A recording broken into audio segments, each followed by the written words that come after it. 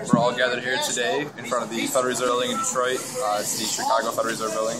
And the purpose of today's protest and showing is to basically get a bunch of like-minded people together that are aware of the issues going on in this country.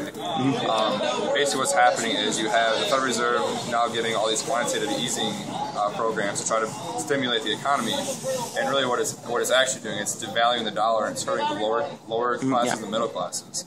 And in doing so, it's really robbing from the poor and giving to the rich. And this has been going on really since the beginning of the Federal Reserve, but it's now getting towards the end. And what year of the was cycle. that? It was 1913. Yeah, so since 1913, they've slowly grown out of control because there's no one holding them accountable. There's no oversight. And this is a private bank. They're not government affiliated, right? Exactly. It's a privately owned company that has the sole monopoly rights to issue our currency, and they're not even being audited. And the government can't even look into their...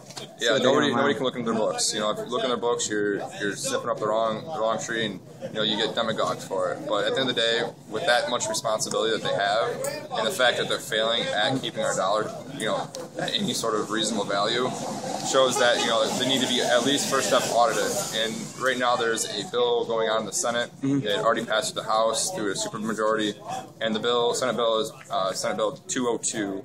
And we're urging our local senators, Mr. Levin and Mrs. Stabenow, to co-sponsor the Fed bill. It's very important that this bill gets passed. That way we can see what's on the books. We had a separate audit during the bailout crisis, the financial crisis, where we discovered was $16 trillion was loaned out to private companies and also to foreign banks and foreign governments as well. $5 trillion was given to overseas companies. And what does that do? That hurts us. So they're pillaging our wealth bit by bit. So with QE1 and QE2, they both failed.